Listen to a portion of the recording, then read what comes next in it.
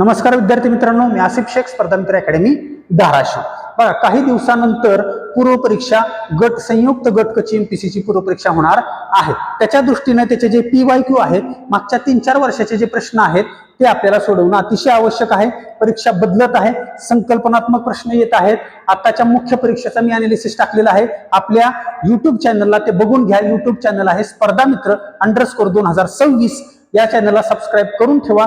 सर्व मागचे जे PYQ आता पुढच्या संयुक्त गटकच्या अनुषंगानं मागच्या 3-4 वर्षांचे विषयानुवार, म्हणजे भूगोल असेल, राज्यघटना असेल, इतिहास असेल, सायन्स असेल, विज्ञान असेल, विषयानुवार PYQ जे प्रश्न आहे त्याचा अनालिसिस आपण टाकणार आहे.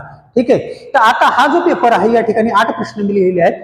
हा जो पेपर आहे 2025 ची एक्झाम गटकची संयुक्त पूर्व, आणि ती परीक्षा झाली होती 11 जानेवारी 2026 ला. तर याचे या ठिकाणी आपण अनालिसिस बघणार आहे. ठीक आहे. बघा, पहिला प्रश्न आहे जोड्या जुळवाचा. या प्रश्नांमध्ये एका बाजूला खनिजे दिलेली आहेत, दुसऱ्या बाजूला उत्खनन क्षेत्रे दिलेली आहेत. आता खनिज कुठली? मॅंगनीज, लोह खनिज, बॉक्साईट आणि क्रोमाइट. मॅंगनीज, लोह खनिज, बॉक्साईट आणि क्रोमाइट. ठीक आहे.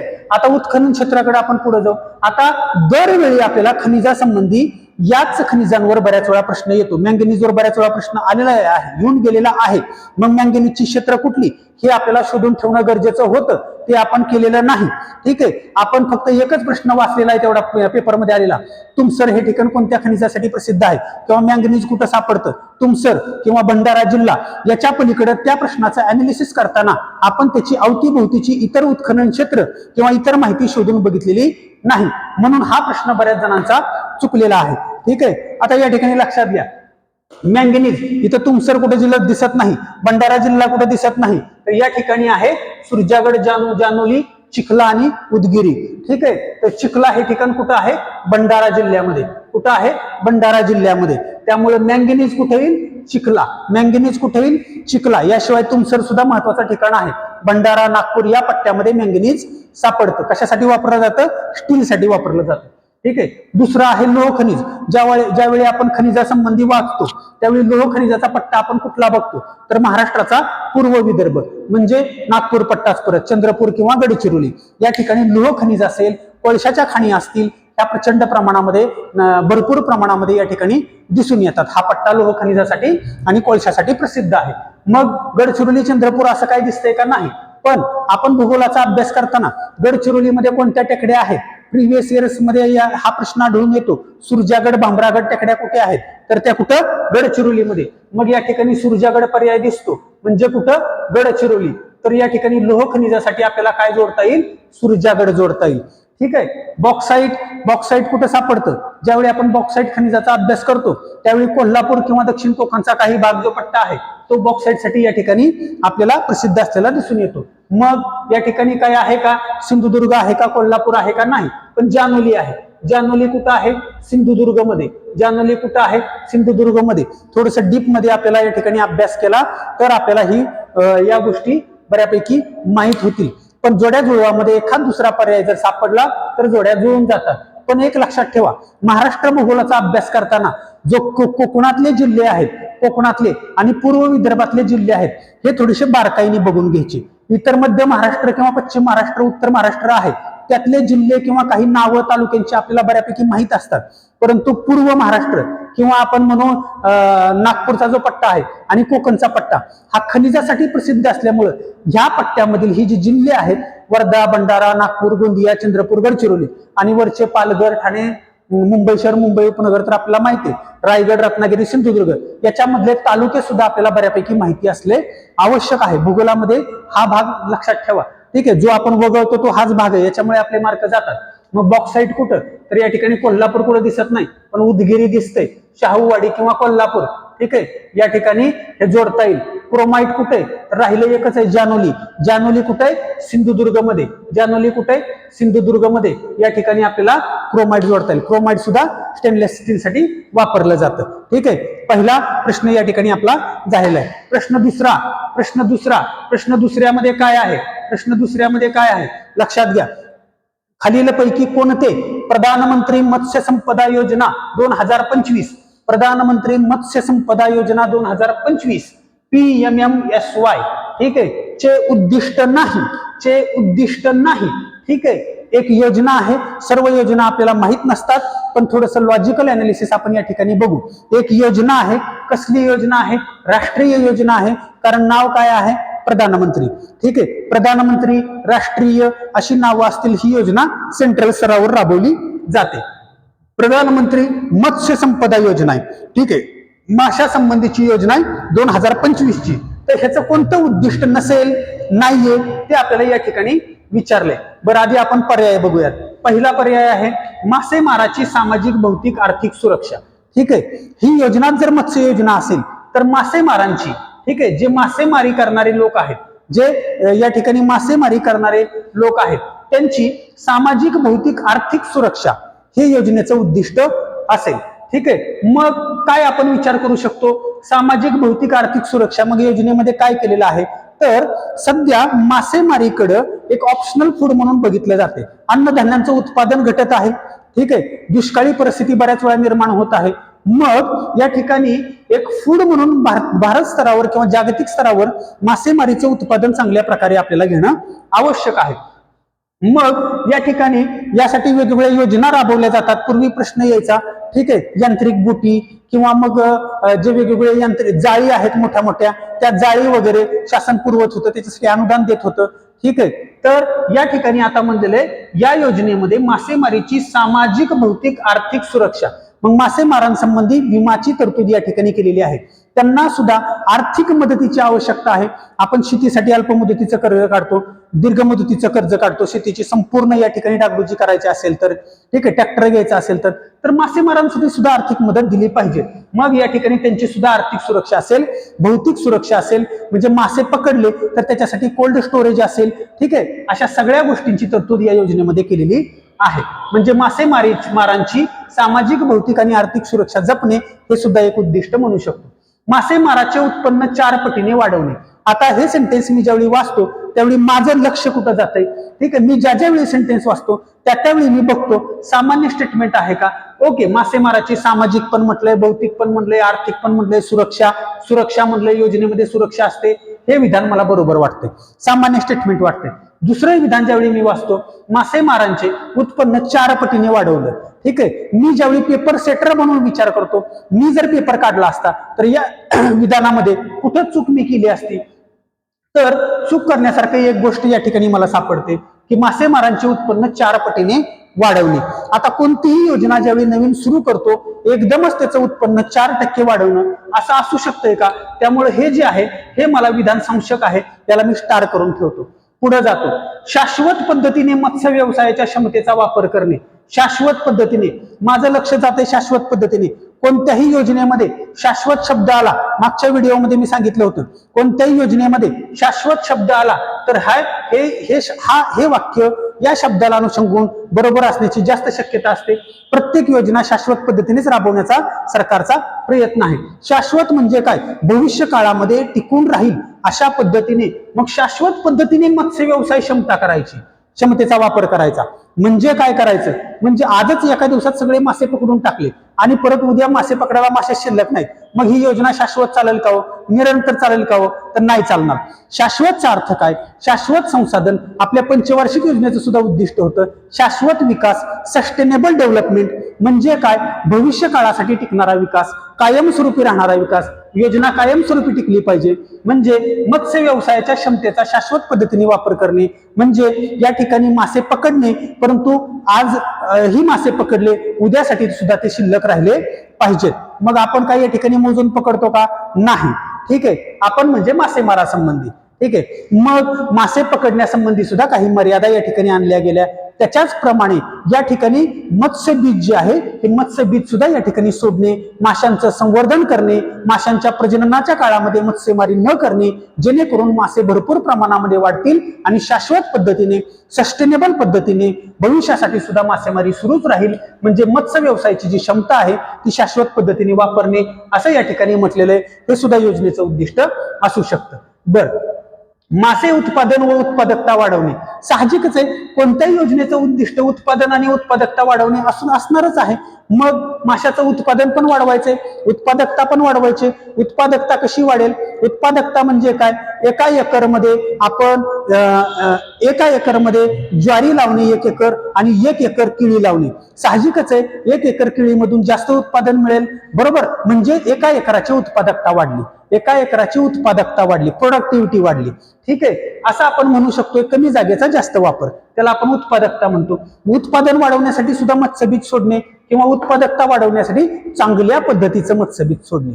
ठीक आहे, असे या ठिकाणी पर्याय असू शकतात. मग आता माझ्याकडे पर्याय आहे, मी सर्वच लिहू का अ क ड लिहू? मग अ क ड आहे आणि ब नाही. अ क ड आहे, ब नाही असा पण पर्याय माझ्याकडे अवेलेबल आहे आणि सर्वच आहेत असा पण माझ्याकडे पर्याय अवेलेबल आहे. ठीक आहे, मग आता मला या ठिकाणी कॅल्क्युलेटेड रिस्क घ्यावी लागेल. पण तरी सुद्धा मी ज्या वेळी भरपूर योजना वाचलेल्या आहेत त्यावेळी कुठल्या योजनेमध्ये असं बघितलं नाही की कोणत्याही योजनेमध्ये उत्पन्न किंवा काय जे काही असेल त्या योजनेचा भाग ते दुप्पट वाढवणे, 4 पट वाढवणे, 10 पट वाढवणे. तर इथं 4 पटीने वाढवणे हे थोडंसं मला खटकतंय, म्हणून मी या ठिकाणी उत्तर सिलेक्ट करणार आहे अ क ड बरोबर आणि ब नाही. मग हे ठिकाणी हे उत्तर हा पर्याय बरोबरच आहे. असं जर नसतं तर हा पर्याय एवढा मी परफेक्ट वाचलाय आणि तो दिलाच का असता? ठीक आहे, असं पण माझ्या डोक्यात येते, म्हणून मी ह्याच पर्यायाकडे जाईल आणि हाच पर्याय बरोबर आहे. मग या योजनेमध्ये काय आहे? आता योजना तुम्हाला थोडक्यामध्ये सांगतो. या योजनेमध्ये काय आहे तर मासेमारीचे उत्पन्न हे दुप्पट पद्धतीने दुप्पट वाढवणे. मासेमारांचे उत्पन्न किती वाढवणे? दुप्पट वाढवणे हा या योजनेचा भाग आहे. 2025 1 एप्रिल 2025 ची नवीन योजना आहे. 1 एप्रिल 2025 पासून 31 मार्च 2030 पर्यंत 31 मार्च 2030 पर्यंत असा या योजनेचा कालावधी आहे. असा या योजनेचा कालावधी आहे. ठीक आहे, चला पुढचा प्रश्न दिलाय. यमुना नदीच्या उपनद्यांना पूर्व ते पश्चिम अशा क्रमात मांडा. यमुना नदीच्या उपनद्या. ठीक आहे, मी अपेक्षित केलं होतं गंगा नदीच्या उपनद्या विचारतील किंवा गोदावरी नदीच्या उपनद्या विचारतील. मला विचारलं यमुना नदीच्या उपनद्या. बरं, मला काही फारशा यमुना नदीच्या उपनद्या माहित नसतील, पण काय झाले, ज्यावेळी मी द्वीपकल्पीय पठाराचा व्यवस्थित अभ्यास करतो, त्यावेळी स्टेट बोर्ड बुक्समध्ये द्वीपकल्पीय पठाराचे 2 भागामध्ये विभाजन केलेलं दिलेलं आहे. एक या ठिकाणचे आहे मध्यवर्ती उच्चभूमी आणि खालचा त्रिकोणी भाग आहे दख्खनचं पठार. मग या मध्यवर्ती उच्चभूमीचा ज्यावेळी मी अभ्यास करतो त्यावेळी मला या ठिकाणी काही पठार आढळले. या ठिकाणी मध्य प्रदेशमध्ये माळवा पठार आहे, इथं बुंदेलखंड पठार आहे, बागेलखंड पठार आहे, छोटा नागपूरचं पठार आहे. अशी पठारं मी वाचलेले आणि ज्यावेळी मी ही पठारं वाचली त्यावेळी या ठिकाणी काही नद्यांचा सुद्धा मला या ठिकाणी उल्लेख आलेला आहे. म्हणजे काय? या ठिकाणी चंबळ, बेटवा, केन आणि शोण अशा 4 नद्या या ठिकाणी मी वाचलेल्या आहेत. हा उच्चभूमीचा भाग असल्यामुळं या चारी नद्या उत्तरेकडे वाहतात. आणि एक्स्ट्रा इन्फॉर्मेशन म्हणजे या नद्या ज्या आहेत या नद्या यमुना नदीच्या उपनद्या आहेत. चंबळ, बेटवा आणि केन या यमुना नदीच्या उपनद्या आहेत. ठीक आहे, मग आता मला काय विचारले? पूर्व ते पश्चिम विचारले. पूर्व ते पश्चिम. मग पूर्व ते पश्चिम, पूर्व म्हणजे माझी उजवी बाजू, म्हणजे पहिल्यांदा केन यायला पाहिजे, मग बेटवा यायला पाहिजे, मग चंबळ यायला पाहिजे, मग या ठिकाणी पहिल्यांदा केन यायला पाहिजे. असे 3 पर्याय आहेत. म्हणजे पहिला पर्याय माझा गेला. ठीक आहे, पहिला पर्याय गेला. मग केन यायला पाहिजे, मग बेटवा यायला पाहिजे, केन बेटवा हा असा दुसरा एक पर्याय मला सापडतो. या ठिकाणी केन आणि चंबळ असल्यामुळे चौथा पर्याय माझा गेला. केन बेटवा चंबळ 2 पर्याय सापडतात. पण या ठिकाणी पूर्व ते पश्चिम म्हणजे सिंध नदी थोडीशी पश्चिमेला घ्यावी लागेल म्हणजे ती यमुनेला जाऊन मिळेल. म्हणून माझा कुठला पर्याय बरोबर आहे? 2 नंबरचा पर्याय बरोबर आहे. केन बेटवा, सिंध आणि चंबळ. ठीक आहे, यमुना नदी गंगा नदीची उपनदी आहे. ठीक आहे, गंगा नदीची उपनदी आहे आणि गंगा आणि यमुना कुठे एकत्रित येतात? प्रयागराजला. ठीक आहे, आपण म्हणतो गंगा, यमुना, सरस्वती. ठीक आहे. त्रिवेणी संगम कुठं आहे? त्रिवेणी संगम कुठं आहे? जुन्या पुस्तकामध्ये होतं अलाहाबाद, जुन्या पुस्तकामध्ये होतं अलाहाबाद उत्तर प्रदेशमध्ये. आता त्याचं नाव बदललंय. आता काय येणार आहे? प्रयागराज. आता काय येणार आहे? प्रयागराज. सरस्वती ही गुप्त नदी आहे. मग या ठिकाणी गंगा यमुना यांचा संगम कुठं होतो? प्रयागराजला. ठीक आहे. अजून एक गोष्ट आपल्याला या ठिकाणी कन्फ्युज करते. कोणती? काय या ठिकाणी? तर गंगा नदी बघितली आपण, गंगा नदी, तर त्याच्यामध्ये असतं काय? वरून येणारी या ठिकाणी कोणती? अलकनंदा आणि खाली असणारी भागीरथी यांचा संगम कुठं होतो? यांचा दोन्ही एकत्र येतात आणि तिथून पुढे त्याला गंगा नावाने ओळखलं जातं. तर ते आहे देवप्रयाग. ते कुठे? उत्तराखंडमध्ये. ते आहे देवप्रयाग उत्तराखंडमध्ये. कोणतं? अलकनंदा आणि भागीरथी यांचा संगम कुठं होतो? देवप्रयाग जवळ. देवप्रयाग जवळ. ठीक आहे. ते आहे उत्तराखंडमध्ये. आणि या ठिकाणी काय विचारलंय? या ठिकाणी गंगा यमुना, या ठिकाणी विचारलं नाही, मी सांगतो. गंगा यमुना यांचा संगम कुठं होतो? प्रयागराजला, अलाहाबाद. ते आहे उत्तर प्रदेशमध्ये. ठीक आहे. चलो पुढचा प्रश्न. महाराष्ट्र इलेक्ट्रिक वाहन धोरण 2025, महाराष्ट्र इलेक्ट्रिक वाहन धोरण 2025 नुसार महाराष्ट्रातील महामार्गावर किती अंतरावर चार्जिंग स्टेशन बसवले जातील? किती अंतरावर? आता महाराष्ट्र इलेक्ट्रिक वाहन धोरण 2025 चे 2025 ला पेपर झाला, लेटेस्ट आहे, त्यामुळे हा प्रश्न आलेला आहे. ठीक आहे. इलेक्ट्रिक वाहन धोरण, इलेक्ट्रिक वाहन धोरण, इलेक्ट्रिक वाहन धोरण स्कीम 2025. मग चार्जिंग स्टेशन बसवायचे या योजनेमध्ये आहे. कुठे बसवायचे? तर नॅशनल हायवेवर, राज्य महामार्गावर शासनाने सांगितलंय. त्याशिवाय इलेक्ट्रिक गाड्या लोक घेतील कसे? मग किती अंतरावर बसवायचे? 100 किलोमीटर अंतरावर बसवल्यावर घेतील का? नाही. मग 50 किलोमीटर पण फार जवळचा पर्याय या ठिकाणी. 50 आणि 40 दोन पर्याय आहेत. ठीक आहे. या ठिकाणी मग किती अंतरावर? जवळच्या जवळ अंतरावर असलं पाहिजे. ठीक आहे. किमान या ठिकाणी आपण पेट्रोल पंपाचा विचार केला तर आपल्याला एक 7-8-10 किलोमीटरवर पेट्रोल पंप भेटतोच. तसं चार्जिंग स्टेशन पण पेट्रोल पंपावरच असणार आहेत. म्हणजे या ठिकाणी आपल्याला काय? जवळचं जवळ अंतर निवडावं लागेल. वाचला असेल तर चांगलंच आहे, नसेल तर अंदाज करू शकता. काय दिलेलं आहे या स्कीम मध्ये? 25 किलोमीटर. 25 किलोमीटरवर काय बसवायचे? चार्जिंग स्टेशन बसवायचे. 2030 पर्यंत शासनाला जास्तीत जास्त इलेक्ट्रिक वाहन या ठिकाणी विकायचे. विक्री जवळपास 30% पर्यंत गेली पाहिजे इलेक्ट्रॉनिक वाहनांच्या विक्रीमध्ये. आणि पर्यावरणाचं संतुलन राखलं गेलं पाहिजे, कार्बन उत्सर्जन कमी झालं पाहिजे, असं या ठिकाणी शासनाचं धोरण आहे. ठीक आहे. पुढचा प्रश्न आहे, थंड हवेची ठिकाणं आणि जिल्हा चुकीचं कोणतंय? ठीक आहे. चुकीचं कोणतंय? थंड हवेचं ठिकाण आणि जिल्हा चुकीचं कोणतंय? तर आपण शेवटून वाचू, असे प्रश्न शेवटून वाचायचे. पुण्यामध्ये, पुणे जिल्ह्यात लोणावळा आहे का? यस, पुणे जिल्ह्यात लोणावळा आहे. ठीक आहे. महाराष्ट्रातली बरीचशी थंड हवेची ठिकाणं ही घाटमाथ्यावर आहेत सह्याद्रीच्या. ठीक आहे. मग पुण्यामध्ये लोणावळा, खंडाळा, घाटमाथ्यावरची ठिकाणं आहेत. बरं, महाबळेश्वर, साताऱ्याला महाबळेश्वर आहे का? ओके, आहे, आपल्याला माहिती आहे. साताऱ्यामध्ये असणारं महाबळेश्वर, पाचगणी थंड हवेची ठिकाणं ही सुद्धा सह्याद्रीच्या घाटमाथ्यावर येतात. मग तोरणमाळ धुळ्याला आहे का? धुळ्याला नाही. ज्यावेळी आपण सातपुडा पर्वत बघतो, ज्यावेळी आपण सातपुडा पर्वत बघतो त्यावेळी आपण त्या ठिकाणी म्हणतो सातपुडा पर्वत रांगेला नंदुरबारमध्ये तोरणमाळ म्हणतात आणि अमरावतीमध्ये गाविलगड टेकड्या म्हणतात. नंदुरबारमध्ये तोरणमाळ म्हणतात. मग तोरणमाळ कुठे आहे? तर नंदुरबारमध्ये. म्हणजे चुकीचा पर्याय कोणता? तोरणमाळ धुळे. म्हणजे लिहायचं काय उत्तर? 2 नंबर उत्तर लिहायचं. आणि पहिलं काय बरोबर आहे? पाल हे थंड हवेचं ठिकाण जळगावला आहे का? यस, पाल हे थंड हवेचं ठिकाण जळगावला आहे. थोड्याशा सातपुडा पर्वताच्या रांगा जळगावमध्ये पण उतरलेले आहेत आणि त्या ठिकाणी पाल हे थंड हवेचं ठिकाण आहे असं आपण म्हणतो. पाल हे अभयारण्य पण आहे जळगाव मधलं पाल हे अभयारण्य पण आहे. लक्षात घ्या. पुढच्या वेळी कदाचित तशा प्रकारचा या ठिकाणी प्रश्न येऊ शकेल. ठीक आहे. चलो, आता या ठिकाणी पुढचा प्रश्न जो आहे तो या ठिकाणी दिलेला आहे. थोडासा मोठा प्रश्न आहे. चुकीचे विधान निवडा. काय म्हणते? चुकीचे विधान ओळखा. चुकीचे विधान. मग विधान. वर्धा वैनगंगा नद्यांचा संगम चंद्रपूरच्या नैऋत्येला आहे. वर्धा वैनगंगा नद्यांचा संगम. ठीक आहे. मग बघा, या ठिकाणी थोडंसं आपण काय करू? या ठिकाणी थोडासा महाराष्ट्र दाखवण्याचा प्रयत्न करू. ठीक आहे. या ठिकाणी मी महाराष्ट्र काढला.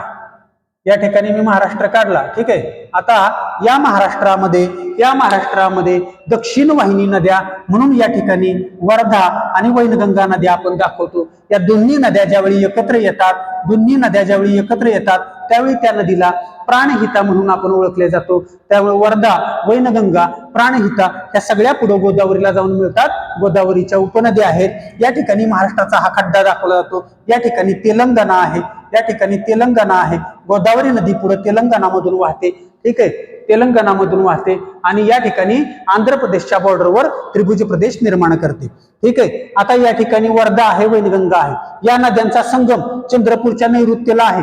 चंद्रपूर कुठे? या ठिकाणी आपल्याला महाराष्ट्र पाठ पाहिजे. नागपूर विभाग ज्यावेळी आपण बघतो त्यावेळी इथून चालू होतो वर्धा, वर्ध्यानंतर मग नागपूर येते, मग त्याच्यानंतर भंडारा येते, मग गोंदिया येते. ठीक आहे. या कोपऱ्याला गोंदिया येते, गोंदिया या कोपऱ्याला गडचिरोली येते आणि या बाजूला गडचिरोलीच्या शेजारी चंद्रपूर येते.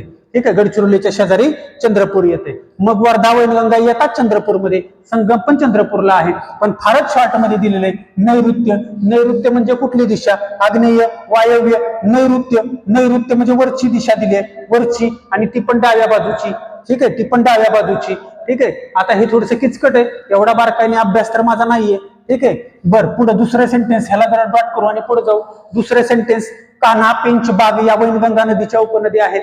वैनगंगा नदीच्या उपनद्या सुद्धा पाठ करणं गरजेचं आहे. ठीक आहे. तर आहेत, पेंच नागपूरमधनं वाहते, आपल्याला माहिती आहे. छोट्या छोट्या नद्या आहेत, मुख्य नद्या म्हणून आलेल्या नाहीत. तर ओके, वैनगंगा नदीच्या उपनद्या आहेत. आपण या ठिकाणी बरोबर म्हणू शकतो. एकच विधान चुकीचं आहे, तेवढंच ओळखायचं आपल्याला. बर, वैनगंगा नदीच्या डाव्या तीरावर पूस, आरणा, वाघाडी, खुळी या उपनद्या आहेत. खुळी किंवा खुली उपनद्या मिळतात. बरोबर आहे. डावं तीर कसं ओळखायचं? ही नदीचा प्रवाह जर इकडे असेल तर असा खाली असेल तर माझा डावा हात हा. ठीक आहे. उजवा हात हा. डाव्या तीरावरून येणाऱ्या नद्या आणि उजव्या तीरावरून येणाऱ्या नद्या. ठीक आहे. याला असं आपण कन्सिडर केलं जातं. डाव्या बाजूने येतात कुठल्या? पूस, अरणा, वाघाडी, खुळी, म्हणजे साधारणतः ह्या कुठल्या असतील? गोंदिया वगैरे कडून येणाऱ्या असतील. ठीक आहे. हा आहेतच, हा पर्याय मी बरोबर करतो. बर, तावरजा, तोरणा, मन्याड, गिरणा इत्यादी मांजरा नदीच्या उपनद्या गोदावरी सेवून मिळतात. बर, आता हे बारकाईने ज्यावेळी मी वाचतो त्यावेळी माझे ज्यावेळी PYQ फार चांगले असतील त्यावेळी विचारलंय काय की गिरणा ही कोणत्या नदीची उपनदी आहे? गिरणा ही तापी नदीची उपनदी आहे. मग इथं कशी आली ती? ठीक आहे. मांजरा नदीच्या उपनद्या म्हणले आणि परत गोदावरीला येऊन मिळते. त्यामुळं हा चौथा पर्याय हा करेक्टली चूक आहे. चौथा पर्याय हा करेक्टली चूक आहे. मी पेपरला गेलो, मी चौथा पर्याय लिहिला. पहिल्या आन्सर की मध्ये मला बरोबर उत्तर दिलं, पण दुसऱ्या आन्सर की मध्ये प्रश्न कॅन्सल करून टाकला. दुसऱ्या आन्सर की मध्ये प्रश्न कॅन्सल करून टाकला. का कॅन्सल करून टाकला? कारण माझा जो अंदाज होता की चंद्रपूरमध्ये खालच्या बाजूला म्हणजे दक्षिणेकडे, कारण हा प्रवाह असाच आहे, दक्षिण वाहिनी नद्या आहेत, त्यामुळे हा संगम परत तिकडे नैऋत्येला कुठं जाणार आहे? ठीक आहे. दक्षिणेला असं यांनी या ठिकाणी द्यायला पाहिजे होतं. दक्षिणेला फार तर आग्नेयेला द्यायला पाहिजे होतं, तरी चाललं असतं, पण त्यांनी नैऋत्येला दिलंय. हे विधान सुद्धा या ठिकाणी थोडंसं संशय असल्यामुळे हा प्रश्न कॅन्सल केलेला आहे. ठीक आहे. चलो, पुढचा प्रश्न. चुकीची विधाने किंवा विधान कोणते? चुकीची विधान किंवा विधाने कोणती? ठीक आहे. बर, उत्तराखंड उत्तर प्रदेश, बिहार, पश्चिम बंगाल व मणिपूर ही राज्य नेपाळ सीमेला लागून आहेत. चला, छोटासा या ठिकाणी भारत दाखवतो. ठीक आहे. आपल्याकडं काय डिजिटल बोर्ड नाही, त्यामुळं कदाचित तुम्हाला या ठिकाणी थोडस बघायला अवघड होत असेल. पॉज करून स्क्रीनशॉट काढून तुम्ही या ठिकाणी बघू शकताय. ठीक आहे. या ठिकाणी मी छोटासा या ठिकाणी भारत काढतो आणि मग आपल्याला या ठिकाणी लक्षात येईल की नेपाळ कुठे? तर या ठिकाणी ह्या मधला भाग जो आहे हा नेपाळचा भाग आहे आणि यानंतर हा मधला जो भाग आहे हा भूतानचा भाग आहे. इथं तिबेट येतंय. ठीक आहे. या ठिकाणी हा चीन आहे. ठीक आहे. मग उत्तराखंड, उत्तर प्रदेश, बिहार. उत्तराखंड कुठं? भारत काढताना ज्यावेळी मी या ठिकाणी भारताला असा खंड असल्यासारखा काढतो, इथं उत्तराखंड आहे. वरचा भाग उत्तर प्रदेश आहे. उत्तर प्रदेशच्या शेजारी बिहार आहे. ठीक आहे. आणि इथून पश्चिम बंगाल जो आहे हा पश्चिम बंगाल थोडासा या ठिकाणी सिक्कीमला टच झालेला आहे. पण अजून काय म्हणते? मणिपूर. नेपाळ इथं सिक्कीम आलं, सिक्कीमच्या अलीकडे नेपाळ. मणिपूर आहे पूर्व ईशान्य राज्य. ठीक आहे. मणिपूर आहे ईशान्य राज्य. मणिपूर येतं इथं. ठीक आहे. नागालँड येतं इथं. नागालँड हा मधला आसाम आहे आणि कडचा कोपऱ्याचा अरुणाचल प्रदेश आहे. मग मणिपूर इथं कसं आलं? त्यामुळे हे विधान काय? चुकीचं आहे. हे विधान चुकीचं आहे. दुसरं विधान, नेपाळ हा एक भूपरिवेष्टित देश आहे जो चीन आणि भारत यांच्या दरम्यान आहे. बरोबर आहे. नेपाळ हा देश आहे चीन आणि भारताच्या दरम्यान आहे. आता तुम्ही म्हणाल सर चीन आणि भारताच्या मध्ये नाही, तर तिबेट आणि भारताच्या मध्ये. तर विद्यार्थी मित्रांनो, असं होत नाही. तिबेट हा चीनचाच प्रदेश असून तो चीनच्या आतमध्ये स्वायत्त आहे. ठीक आहे. बघा तुम्हाला या ठिकाणी एक मस्त उदाहरण देतो. काँग्रेसची स्थापना झाल्यानंतर साधारणतः 1923-24 ला या ठिकाणी काँग्रेसच्या अंतर्गत स्वराज्य पक्षाची स्थापना झाली. काँग्रेसच्या अंतर्गत स्वराज्य पक्षाची, पण विधान काय असतं, स्वराज्य पक्ष हा काँग्रेसचाच भाग आहे, फक्त काँग्रेसमध्येच एक सेपरेट टेबल लावून बसले. तसंच आहे चीनचाच भाग असून तो तिबेट हा चीनचाच भाग असून तो तिबेट हा स्वायत्त बनलेला स्वतःला घोषित केलेला आहे आणि भारताने त्यांना संरक्षण दिलेलं आहे. दलाई लामा आपल्याकडे आश्रित म्हणून बराच काळ राहिले होते. ठीक आहे. म्हणून तिबेटची सीमा आपल्याला लागली असं आपण कधी म्हणतो का? तिबेट शेजारी राष्ट्र आहे असं आपण कधी म्हणतो का? नाही म्हणत. ज्या राष्ट्रांची सीमा आपल्याला लागून आहे त्यांनाच आपण शेजारी राष्ट्र म्हणतो. चीनला म्हणतो, या ठिकाणी पाकिस्तानला म्हणतो, म्यानमारला म्हणतो, बांगलादेशला म्हणतो, ठीक आहे, भूतानला म्हणतो, नेपाळला म्हणतो. ठीक आहे. मग या ठिकाणी काय आहे तर चीन आणि भारत यांच्या दरम्यानचा नेपाळ हा भूविष्ठित आहे. नेपाळला समुद्र वगैरे लागून आहे का? नाही, भूविष्ठित आहे, भूपरिविष्ठित देश आहे. करेक्ट आहे, ब विधान करेक्ट आहे. भूतान हा नेपाळचा शेजारी देश आहे. भूतान हा नेपाळचा शेजारी देश आहे. अरे भूतान हा नेपाळचा शेजारी देश. अरे भूतान आणि नेपाळची सीमाच एकमेकाला लागून नाही. मध्ये या ठिकाणी सिक्कीम आहे, या ठिकाणी मध्ये मोठे सिक्कीम आहे. नेपाळ आणि भूतानची सीमा लागली नाही, मग शेजारी देश कसा? ज्या देशांच्या सीमा लागून आहेत त्यांना आपण शेजारी देश म्हणतो. ठीक आहे. कन्फ्युजन सेंटेन्स होतं, पण आता लक्षात ठेवा शेजारी देश कशाला म्हणायचं. त्यामुळे हे सुद्धा विधान चूक आहे. मग कोणती विधानं चूक झाली? अ आणि क विधान चूक झाली. क आणि अ असा पर्याय या ठिकाणी दिलेला आहे जो बरोबर आहे. ठीक आहे. चलो शेवटचा प्रश्न या ठिकाणी आलेला आहे. शेवटचा प्रश्न या ठिकाणी आलेला आहे. काय प्रश्न आहे? कोपेननुसार ठीक आहे, भारताचा पश्चिम किनारी प्रदेश, कोपेननुसार भारताचा पश्चिम किनारी प्रदेश मुंबईच्या दक्षिणेकडे. ठीक आहे. भारताचा पश्चिम हा आहे. ठीक आहे. पश्चिम किनारी प्रदेश म्हणले, किनारी प्रदेश म्हणजे हा घेणार आपण. ठीक आहे. आता मुंबईच्या दक्षिणेकडे, मग बरं इथलं मुंबई पण सोडला, मग आता कोणत्या भागाबद्दल बोलतायत ते? या भागाबद्दल बोलतात. ब्ल्यूने मी या ठिकाणी टिक करतो, या भागाबद्दल बोलतायत. ठीक आहे. आता या भागाबद्दल कोपेनहेगनचे हवामानाचे विभाग अशी वर्गीकरण आहे, फार मोठी आहे, आपण तेवढं बघायचं नाहीये या ठिकाणी, मी तुम्हाला शॉर्ट मध्ये सांगतो. भारताचा पश्चिम किनारी प्रदेश म्हणले ना, मग हा आहे. ठीक आहे. मुंबईच्या दक्षिणेकडचा. कोणत्या प्रकारचं हवामान आढळतं म्हणते? कोणत्या प्रकारचं हवामान आढळतं? भारतामध्ये हवामानाचे प्रकार 15 सांगितले जातात. महाराष्ट्रामध्ये हवामान विभाग हे 9 सांगितले जातात, भारतामध्ये 15 सांगितले जातात. पण कोपेनचं वर्गीकरण वेगळं आहे. ठीक आहे. तेवढं मी बघत नाही, शॉर्ट मध्ये तुम्हाला सांगतो. ठीक आहे. मग आपल्याला बघायचंय पश्चिम किनारी प्रदेश कसा असेल, मग त्याच्यानुसार विभाग ओळखता येईल. पश्चिम किनारी प्रदेश कसा असेल? बरं या ठिकाणी मी बघतोय की बाबा किनारी प्रदेश म्हणजे मान्सून असणारच आहे. मग मान्सून कुठे लिहिले? 1 आणि 2 ठिकाणी लिहिले.